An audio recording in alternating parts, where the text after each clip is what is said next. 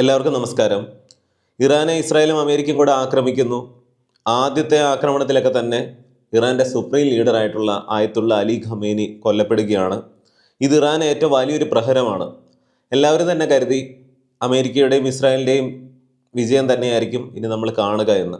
എന്നാൽ ദിവസങ്ങൾ ഇത്രയും കഴിയുമ്പോൾ നമ്മൾ കാണുന്നത് അമേരിക്ക കിടന്ന് കയ്യും കാലൂട്ടടിക്കുന്നതാണ്. ഇത് കേൾക്കുമ്പോൾ പലർക്കും അതിശയോക്തിയായിട്ടൊക്കെ തോന്നിയേക്കാം. അമേരിക്കൻ ഗവൺമെൻറ്റിനുള്ളിൽ തന്നെ ഭിന്നിപ്പുണ്ടാവുന്നു. ട്രംപിനെ പിടിച്ച് പുറത്താക്കിയില്ലെങ്കിൽ അമേരിക്ക തകരുമെന്ന് പറയുന്നു. എന്തുകൊണ്ടാണ് ഇങ്ങനെയൊക്കെ? സൈനികമായിട്ട് അമേരിക്കയോ ഇസ്രായേലിനെ തന്നെയോ പരാജയപ്പെടുത്താനായിട്ട് ഇറാൻ ഒരിക്കലും സാധിക്കില്ല. ഇറാൻ തന്നെ ഇപ്പോൾ തകർന്നുകൊണ്ടിരിക്കുകയാണ്. പക്ഷേ അമേരിക്കൻ ഡോളറിൻ്റെ പ്രതാപം ഇല്ലാതാക്കിക്കൊണ്ടിരിക്കുകയാണ് ഇറാൻ. പെട്രോ ഡോളർ സിസ്റ്റം ചോദ്യം ചെയ്യപ്പെടുകയാണ്. നിലവിൽ തന്നെ ക്രൂഡ് ഓയിൽ വ്യാപാരം ചെയ്യുന്നത് 20% ഡോളറിലല്ലാതെ ആയി കഴിഞ്ഞു. ചൈനീസ് യുവാനിലും യൂറോയിലുമൊക്കെ. ഇവിടെയാണ് ഇറാൻ എന്താണ് ചെയ്തുകൊണ്ടിരിക്കുന്നത്, അമേരിക്കയുടെയും ഇസ്രായേലിൻ്റെയും ഒക്കെ കണക്കുകൂട്ടലുകൾ തെറ്റിച്ചുകൊണ്ട് എന്ന് നമ്മൾ മനസ്സിലാക്കേണ്ടത്. യുദ്ധം തുടങ്ങിയപ്പോൾ തന്നെ അമേരിക്ക കരുതിയിരുന്നത് ഇറാൻ സർവ്വശക്തിയും ഉപയോഗിച്ച് ഇസ്രായേലിനെ ആക്രമിക്കും, അവരുടെ സർവ്വ ആയുധങ്ങളും എടുത്ത് ഇസ്രായേലിന് നേരെ ഉപയോഗിക്കും. അത് പ്രതീക്ഷിച്ച് തന്നെയാണ്, അതെല്ലാം തടയാൻ വേണ്ട പ്ലാനിങ്ങും ഒക്കെ ചെയ്തിട്ട് തന്നെയാണ് ആക്രമണം തുടങ്ങുന്നത്. പക്ഷേ എല്ലാവരുടെയും കണക്കുകൂട്ടലുകൾ തെറ്റിപ്പോയത് ഇസ്രായേലിലേക്ക് ഇറാൻ തൊടുത്തുവിട്ട ഡ്രോണുകളുടെയും മിസൈലുകളുടെയും ഒക്കെ 10-15 ഇരട്ടിയൊക്കെയാണ് GCC രാജ്യങ്ങളിലെ US ബേസുകളിലേക്ക് ഇറാൻ ആക്രമണത്തിന് ഉപയോഗിച്ചത്. UAE എന്ന് പറയുന്ന രാജ്യത്തെ ആക്രമിക്കാൻ ഉപയോഗിച്ചതിൻ്റെ പകുതി പോലും ഇസ്രായേലിന് നേരെ അവർ ആക്രമണത്തിന് ഉപയോഗിച്ചിട്ടില്ല.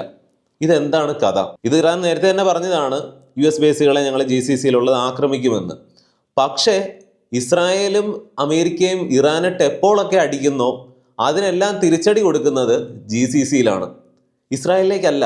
അമേരിക്കൻ എയർക്രാഫ്റ്റ് കാരിയേഴ്സും ഒക്കെ അവിടെ വന്ന് കിടക്കുന്നുണ്ട്. അവിടെയും വലിയ തോതിലുള്ളൊരു ആക്രമണമൊന്നും കാണുന്നില്ല.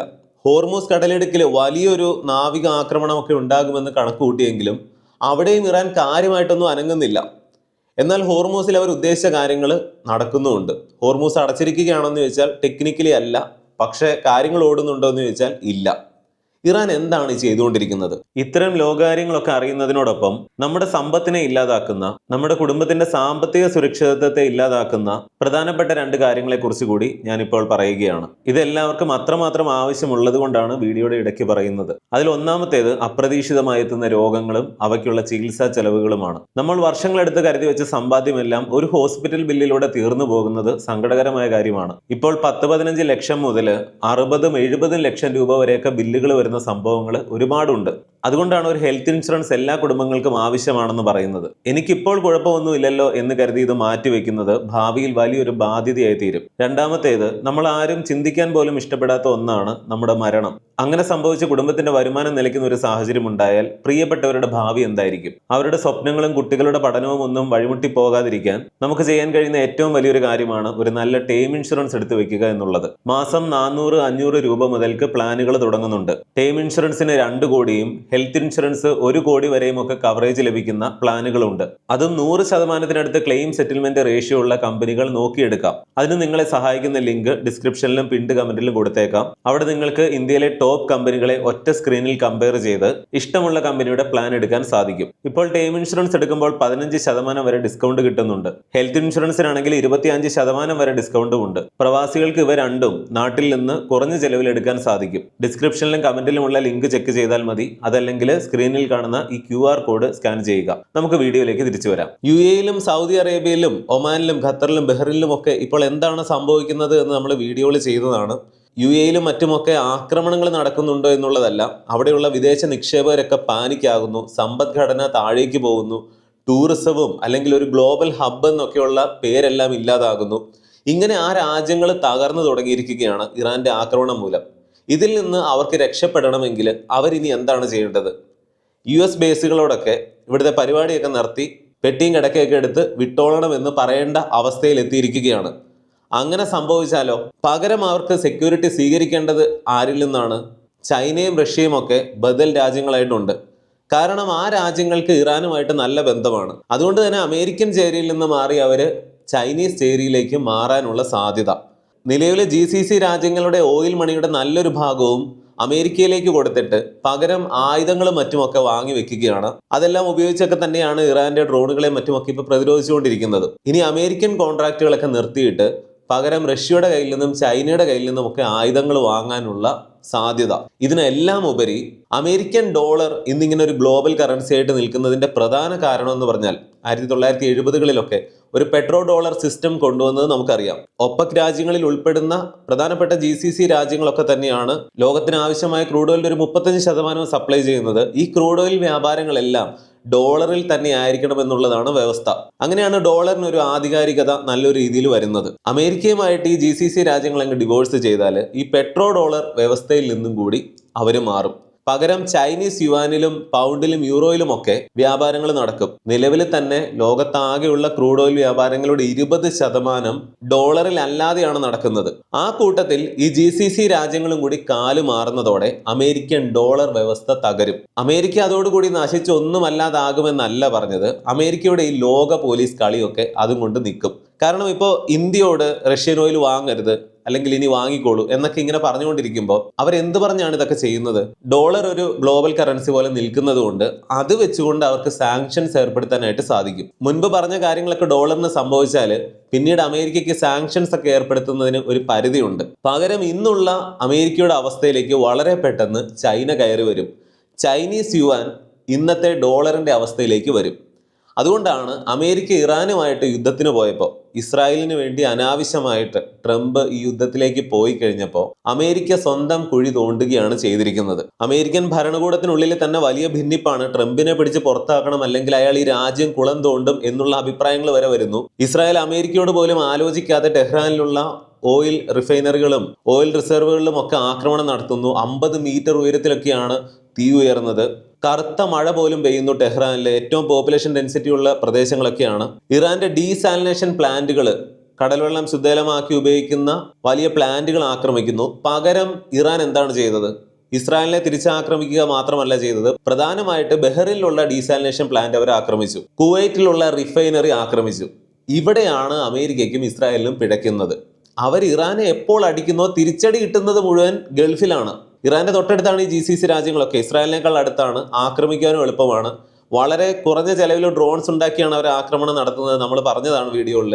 ഇതിനെ പ്രതിരോധിക്കാൻ വേണ്ടി മില്യൺ കണക്കിന് ഡോളർ ഇവർക്കൊക്കെ ചിലവഴിക്കേണ്ടി വരുന്നു. അമേരിക്കയുടെ പേട്രിയറ്റ് മിസൈലിന്റെ ഒക്കെ സ്റ്റോക്ക് കാലിയാവുന്നു. അത് ഉണ്ടാക്കാനായിട്ട് മാസങ്ങൾ വേണ്ടി വരും. ചൈനയിൽ നിന്നും റഷ്യയിൽ നിന്നും അതുപോലെ ഇന്ത്യയുടെ ആകാശ് മിസൈലുകളും ഒക്കെ ഇവർ വാങ്ങുന്ന ചർച്ചകളൊക്കെ നടക്കുന്നുണ്ട്. ഇതിനിടയിൽ ട്രംപ് പറയുന്നുണ്ട് ഇസ്രായേൽ ഈ ചെയ്തൊട്ടും ശരിയായില്ല. അതായത് അമേരിക്കയും ഇസ്രായേലും തമ്മിൽ അടിച്ചു പിരിയാനുള്ള ഒരു സാധ്യത പോലും കാണുന്നുണ്ട്. നിങ്ങൾ ആളെ കൊല്ലുന്നതൊക്കെ ശരി, അതൊന്നും വലിയ പ്രശ്നമില്ല, പക്ഷേ എണ്ണയിൽ തൊട്ട് കളിക്കരുത്, അത് മഹാപാപമാണ് എന്നൊക്കെയുള്ള രീതിയിൽ. അതിന്റെ കാരണം എന്താണെന്ന് പറഞ്ഞാൽ ഇറാനിലുള്ള ഈ ഓയിൽ റിഫൈനറികളും കാര്യങ്ങളും ഒക്കെ ഇൻഫ്രാസ്ട്രക്ചറും ഒക്കെ അമേരിക്കൻ എണ്ണ കമ്പനികൾക്ക് ആവശ്യമാണ് യുദ്ധം തീർന്നതിന് ശേഷം. അതൊരു ചെറിയ കാര്യമാണ്. പ്രധാന കാര്യം എന്ന് പറഞ്ഞാൽ ഇറാനിൽ നടന്ന ഈ ആക്രമണം മൂലം ഇപ്പോൾ ക്രൂഡ് ഓയിലിന്റെ വില വീണ്ടും കയറുകയാണ്. അമേരിക്കയിൽ ഇൻഫ്ലേഷൻ ഉണ്ടാകുന്നുണ്ട്, വിലക്കയറ്റം ഉണ്ടാകുന്നുണ്ട്. അമേരിക്കൻ സമ്പദ്ഘടനയെ ഇത് പ്രതികൂലമായിട്ട് ബാധിക്കുന്നുണ്ട്. ലോകത്ത് ക്രൂഡ് ഓയിൽ പ്രൈസ് കൂടിക്കഴിഞ്ഞാൽ ഇപ്പോൾ ഒരു 70% ബ്രെന്റ് ക്രൂഡ് ഓയിൽ ആണെങ്കിൽ ബാക്കി ഒരു WTI അല്ലെങ്കിൽ ഷെയിൽ ഗ്യാസ് എന്നൊക്കെ നമ്മൾ പറഞ്ഞിട്ടുണ്ട്. അമേരിക്കയ്ക്ക് അതുകൊണ്ട് ഗുണമുണ്ട് എന്ന് പറഞ്ഞാൽ പോലും അതിലധികം ദോഷമാണ് അവരുടെ സമ്പദ്ഘടനയിൽ വരുന്നത്, വിലക്കയറ്റം, ഇൻഫ്ലേഷൻ ഒക്കെ. ഇസ്രായേലിനെ സംബന്ധിച്ചിടത്തോളം എന്താണ്, അവർക്ക് മുന്നും പിന്നും നോക്കേണ്ടതില്ല. അമേരിക്ക എന്ത് കരുതുമെന്ന് പോലും അവർ ചിന്തിക്കുന്നില്ല. ഇറാനെ എങ്ങനെയും തകർത്തില്ലെങ്കിൽ അവർ ഭാവിയിൽ ന്യൂക്ലിയർ ആയുധം സ്വന്തമാക്കി ഇസ്രായേലിനെ ഇല്ലാതാക്കും. ഈ പറയുന്ന പ്രശ്നങ്ങൾക്കൊക്കെ ഇടയിൽ ഇറാന്റെ പല ഭാഗത്തും വലിയ ഭൂകമ്പങ്ങളൊക്കെ ഭൂമിക്കടിയിൽ റിപ്പോർട്ട് ചെയ്യുന്നുണ്ട്. അത് പലരും വലിയ വാർത്തയൊന്നും ആക്കുന്നില്ല. അത് ഭൂകമ്പം തന്നെയാണോ എന്നുള്ളത് സംശയിക്കേണ്ട കാര്യമാണ്. അണ്ടർഗ്രൗണ്ട് ന്യൂക്ലിയർ ടെസ്റ്റുകളൊക്കെ ഇറാൻ ഇപ്പോഴും നടത്തുന്നുണ്ടാവും, അതീവ രഹസ്യമായിട്ട് എന്നൊക്കെയുള്ള ഒരുപാട് വാർത്തകൾ പുറത്തു വരുന്നുണ്ട്. നമുക്കറിയാം ഒരു മിസൈൽ സിറ്റി തന്നെ അണ്ടർഗ്രൗണ്ടിലായിട്ട് ഇറാൻ ഉണ്ടാക്കി വെച്ചിട്ടുണ്ട്. അവിടെ നിന്നാണ് കൂടുതലും ആക്രമണങ്ങളൊക്കെ നടത്തുന്നത്. അമേരിക്കയും ഇസ്രായേലും പ്ലാൻഡ് ആയിരുന്നു മുമ്പേ എന്ന് പറയുന്നത് പോലെ ഇറാനും വർഷങ്ങളായിട്ട് ഇതെല്ലാം മുൻകൂട്ടി കണ്ടതാണ്. ഇസ്രായേൽ ഇറാന്റെ ഓയിൽ റിഫൈനറി ആക്രമിക്കുന്നു, പകരം GCCയിലുള്ള റിഫൈനറികൾ ഇറാൻ ആക്രമിക്കുന്നു. അങ്ങനെ ക്രൂഡ് ഓയിൽ സപ്ലൈ ചെയ്യുന്ന രാജ്യങ്ങളുടെ റിഫൈനറികൾ അടക്കം തകരാറിലാവുകയാണ്. ക്രൂഡ് ഓയിൽ ഉൽപ്പാദിപ്പിക്കാൻ സാധിക്കാതെ വരികയാണ്. വലിയൊരു ഷോർട്ടേജ് ഉണ്ടാവുകയാണ് ഗ്ലോബൽ ഓയിൽ സപ്ലൈയിൽ. ഇതിനെല്ലാം പുറമെ ഹോർമുസ് കടലിടുക്കിലൂടെ, കാര്യം അത് ഓപ്പൺ ആണ് ടെക്നിക്കലി എന്നൊക്കെ പറഞ്ഞാൽ പോലും പേടിച്ചിട്ട് അതിലെ പോകുന്നവർ വളരെ കുറവാണ്. 100 കണക്കിന് ഓയിൽ ടാങ്കറുകളാണ് എന്ന് പോകാൻ പറ്റുമെന്നറിയാതെ കിടക്കുന്നിടത്ത് തന്നെ കിടക്കുന്നത്. ഇങ്ങനെ ക്രൂഡ് ഓയിലിന്റെ പ്രൈസ് കൂടിക്കൊണ്ടേ ഇരിക്കുകയാണ്. ഇന്ത്യയും ഇത് പ്രതികൂലമായിട്ട് ബാധിക്കും. നമുക്കും ഓയിൽ വന്നിരുന്നത് നല്ലൊരു ഭാഗവും ഹോർമൂസ് വഴിയാണ്. India, China, south Korea, Japan ഇങ്ങനെയുള്ള രാജ്യങ്ങളെയാണ് ഏറ്റവും അധികം ബാധിക്കുന്നത്. അവിടെയാണ് നമുക്ക് റഷ്യൻ ഓയിലിന്റെ ആവശ്യം വരുന്നത്. ഇറാൻ നല്ല രീതിയിലുള്ള തിരിച്ചടികളൊക്കെ അമേരിക്കയ്ക്കും കൊടുക്കുന്നുണ്ട്. അമേരിക്കയുടെ ഒരു എയർക്രാഫ്റ്റ് കാരിയറിന് നേരെ ആക്രമണം നടത്തി എന്നുള്ളത് അമേരിക്ക അംഗീകരിച്ചിട്ടില്ല. എബ്രഹാം ലിങ്കണോ അല്ലെങ്കിൽ ജെറാൾഡ് ഫോർഡോ ഒക്കെ ഇറാന് തകർക്കാൻ കഴിഞ്ഞാൽ പിന്നെ അമേരിക്കയ്ക്ക് ഉണ്ടാകുന്ന നാണക്കേടൊന്ന് ചിന്തിച്ചു നോക്കുക. അതുപോലെ അമേരിക്കയുടെ ഒരു വലിയ യുദ്ധക്കപ്പലിന് ഓയിൽ സപ്ലൈയുമായിട്ട് പോയിരുന്ന ഷിപ്പുകളൊക്കെ ഇറാൻ തകർത്തു.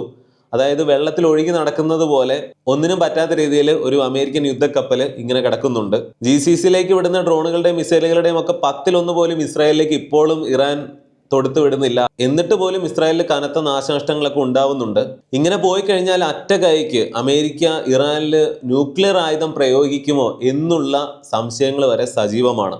നിലവിൽ തന്നെ അമേരിക്കയും ഇസ്രായേലും ഒക്കെ ആക്രമണം നടത്തുന്നത് AI ടെക്നോളജിയും കൂടെ ഉപയോഗിച്ചുകൊണ്ടാണ്. ഇറാനിലെ പൗരന്മാരുടെ മറ്റുമൊക്കെ ഡേറ്റകളും കാര്യങ്ങളും ഒക്കെ അനലൈസ് ചെയ്തിട്ട് എവിടെ ആക്രമിക്കണം, എങ്ങനെ ആക്രമിക്കണം എന്നൊക്കെ AI ആണ് സജസ്റ്റ് ചെയ്യുന്നത്. പെന്റഗണുമായിട്ട് ആന്ത്രോപിക് ക്ലൗഡ് കമ്പനി തെറ്റുകയൊക്കെ ഉണ്ടായി. കാരണം ഞങ്ങളുടെ അനുവാദമില്ലാതെ നിങ്ങൾ പരിധി കടന്ന് ചില കാര്യങ്ങളൊക്കെ ഉപയോഗിച്ചു എന്ന് പറഞ്ഞിട്ട്. ഈ ആന്ത്രോപിക് തന്നെ AI ഒക്കെ അപകടമില്ലാത്ത രീതിയിൽ ഡെവലപ്പ് ചെയ്യണമെന്ന് ഉള്ള രീതിയിൽ വന്നതാണ്. ഈ കാര്യങ്ങൾ പോലും എങ്ങനെയാണ് ഇപ്പോൾ പെന്റഗൺ പോലും യുദ്ധകാര്യങ്ങൾക്ക് ഉപയോഗിക്കുന്നത് എന്നുള്ളത് ചിന്തിക്കേണ്ട കാര്യമാണ്.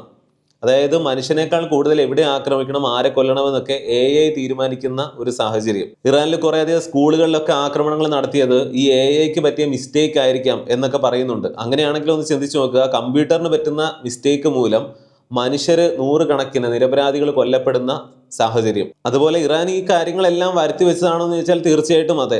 ഒക്ടോബർ 7-ന് ഇസ്രായേലിൽ എന്താണ് സംഭവിച്ചത് എന്നുള്ളതൊക്കെ പലരും ഓർക്കുന്നുണ്ടാവും. ഹമാസിനാണെങ്കിലും ഹൂതീസിനാണെങ്കിലും ഹിസ്ബുള്ളയ്ക്കാണെങ്കിലും ഒക്കെ ഏറ്റവും അധികം ഫണ്ട് ചെയ്യുന്നതും എല്ലാം ഇറാനായിരുന്നു. ഇറാനാണ് അത് ഇൻഡയറക്റ്റ് ആയിട്ട് ചെയ്തത് എന്ന് തന്നെ പറയാം. അതായത് ഇറാനിലുള്ള ഇപ്പോഴത്തെ ഭരണകൂടമൊക്കെ ഇല്ലാതായി കഴിഞ്ഞാൽ തീർച്ചയായിട്ടും ലോകത്ത് പ്രശ്നങ്ങൾ ഉണ്ടാക്കുന്ന ഒരുപാട് ഇത്തരം ഗ്രൂപ്പുകളൊക്കെ ഇല്ലാതാകും, അവരുടെ ഫണ്ടിങ് നിൽക്കും. അതൊരു നല്ല കാര്യം തന്നെയാണ്, അല്ലാതെ ഇറാനെ ഒരുപാട് അങ്ങ് വെളുപ്പിച്ചതൊന്നുമല്ല.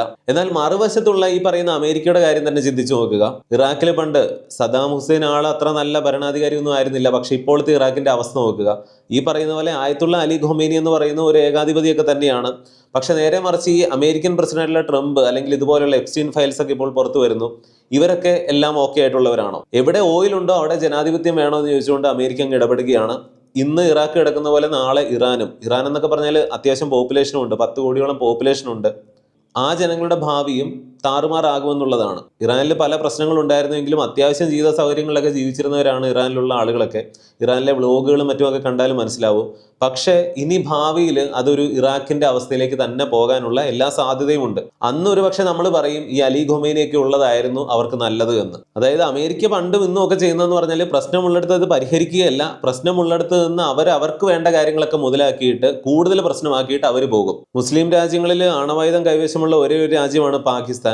ആ പാകിസ്ഥാൻ ആകട്ടെ ഇപ്പോൾ അനങ്ങാൻ കഴിയാത്ത രീതിയിൽ അഫ്ഗാനിസ്ഥാനുമായിട്ട് ഏറ്റുമുട്ടി വല്ലാത്തൊരവസ്ഥയിലാണ്. ഈ ഇറാന്റെ കാര്യങ്ങൾക്കിടയിൽ ഇതൊരു വലിയ വാർത്തയാകുന്നില്ല. അതായത് പാകിസ്ഥാനെ കൊണ്ട് ഇനി അടുത്ത കാലത്തൊന്നും നമുക്ക് വലിയ ബുദ്ധിമുട്ടൊന്നും ഉണ്ടാകില്ല എന്നുള്ളതാണ്. കാരണം ഏതും പോരാത്ത അഫ്ഗാനിസ്ഥാനുമായിട്ടാണ് അവർക്കിപ്പോൾ പ്രശ്നം. താലിബാൻ എന്ന് പറഞ്ഞാൽ അങ്ങനെ കാരണമൊന്നും ഉണ്ടാവണമെന്നില്ല, അവർക്ക് ആരെയാണെങ്കിലും കിട്ടിയാൽ മതി. പണ്ട് USSRനെയും പിന്നീട് അമേരിക്കയും വരെ അവർ പോലും മുട്ടുമടക്കി ഓടിയ ആളുകളാണ്, ആ ടീംസാണ് ഈ പറയുന്ന അഫ്ഗാനിസ്ഥാനിലുള്ളത്.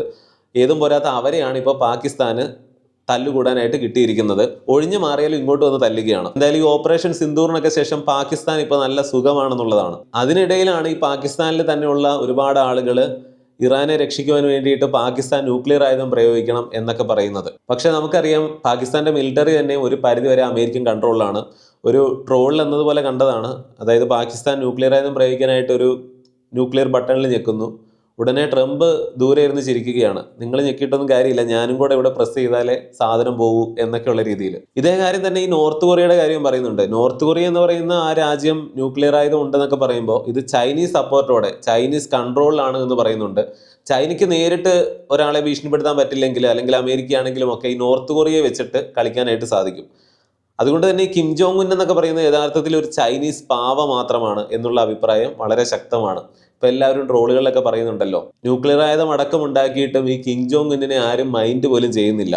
ഇറാനിലൊക്കെ ഇപ്പോൾ ഇതൊക്കെ നടക്കുന്നത് കണ്ടിട്ട് കിം ജോങ് ഉന്ന് ആരെങ്കിലും ഇങ്ങോട്ട് ഒരു പ്രശ്നത്തിന് വരൂ എന്ന് പറയുന്നത് പോലെയൊക്കെ. പണ്ടൊക്കെ ക്രൂഡ് ഓയിലിന്റെ വില കൂടിക്കഴിയുമ്പോൾ അതുകൊണ്ട് ഗുണമുണ്ടാവുന്നത് സൗദി അറേബ്യ, UAE പോലെയുള്ള അല്ലെങ്കിൽ GCCയിലെ പ്രധാനപ്പെട്ട രാജ്യങ്ങൾക്കൊക്കെ ആയിരുന്നുവെങ്കിൽ ഇപ്പോൾ ക്രൂഡ് ഓയിലിന്റെ വില കൂടുന്നുണ്ട്. പക്ഷേ അതിനനുസരിച്ച് അവർക്ക് ഉൽപ്പാദിപ്പിക്കുവാനോ സപ്ലൈ ചെയ്യാനോ ആയിട്ട് സാധിക്കുന്നില്ല. വില കൂടിയതിന്റെ പ്രയോജനം പിന്നെ നോക്കിക്കഴിഞ്ഞാൽ ഈ പ്രശ്നങ്ങളൊന്നും ഇല്ലാത്ത നോർവേ, കാനഡ, ഏറ്റവും പ്രധാനമായിട്ട് റഷ്യ, ഈ രാജ്യങ്ങൾക്കൊക്കെയാണെന്നാണ് കാണുക.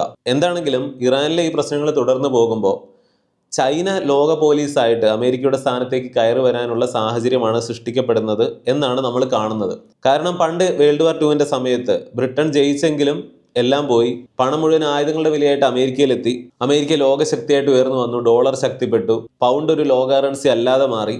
യുദ്ധം അമേരിക്കയിൽ ഒരിക്കലും നടന്നില്ല. പേൾ ഹാർബർ ആണെങ്കിലും അമേരിക്കയിൽ നിന്ന് വളരെ ദൂരെയായിരുന്നു. അങ്ങനെ ബ്രിട്ടൻ പോയി അമേരിക്ക വന്നതുപോലെ ഇനിയുള്ള കാലത്ത് ഈ പറയുന്ന അമേരിക്ക പഴയ ബ്രിട്ടനെ പോലെ ഒതുങ്ങിപ്പോകാനും ചൈന അവരുടെ തന്ത്രപരമായ കളികളിലൂടെ ചൈനയും ചൈനീസ് യുവാനും ഒക്കെ ഒരു ഗ്ലോബൽ കറൻസിയും അല്ലെങ്കിൽ ചൈന ലോക പോലീസ് ആകുന്ന ഒരു കാലമാണ് ഇനി നമ്മൾ കാണുന്നത്. അവിടെ ശ്രദ്ധിക്കേണ്ടത് ചൈന എന്തെങ്കിലും പ്രശ്നങ്ങൾ കാര്യമായിട്ട് ഉണ്ടാക്കുന്നുണ്ടോ, എന്തിലെങ്കിലും ഇടപെടുന്നുണ്ടോ കാര്യമായിട്ട്? പക്ഷെ പ്രയോജനങ്ങൾ മുഴുവൻ അവർക്കാണ് വരുന്നത്. അപ്പോൾ ഇത്തരം അന്താരാഷ്ട്ര പ്രാധാന്യമുള്ള വിഷയങ്ങൾ അറിയുന്നതിനോടൊപ്പം നിങ്ങളുടെ സമ്പത്ത് സംരക്ഷിക്കുവാനും കുടുംബത്തെ നിങ്ങളില്ലെങ്കിലും സാമ്പത്തികമായിട്ട് സുരക്ഷിതമാക്കാനുമായി നിർബന്ധമായും ഹെൽത്ത് ഇൻഷുറൻസും ടേം ഇൻഷുറൻസും എടുത്തിരിക്കണം. ഇതൊന്നും പിന്നത്തേക്ക് മാറ്റിവെക്കേണ്ട ഒന്നല്ല. നിങ്ങളുടെ ഫാമിലിയുടെ സാമ്പത്തിക സുരക്ഷയെ ബാധിക്കുന്ന കാര്യമാണ്. ടേം ഇൻഷുറൻസും ഹെൽത്ത് ഇൻഷുറൻസും എടുക്കാനുള്ള ലിങ്ക് ഡിസ്ക്രിപ്ഷൻ ബോക്സിലും പിൻഡ് കമന്റിലും കൊടുത്തിട്ടുണ്ട്. അതല്ലെങ്കിൽ ഈ QR കോഡ് സ്കാൻ ചെയ്താലും മതി. ഇന്നത്തെ വീഡിയോയെക്കുറിച്ച് നിങ്ങൾക്ക് ഇനി പറയാനുള്ളതെല്ലാം കമന്റിൽ അറിയിക്കണം. മറ്റൊരു വീഡിയോയിൽ വീണ്ടും വരാം. നന്ദി, നമസ്കാരം.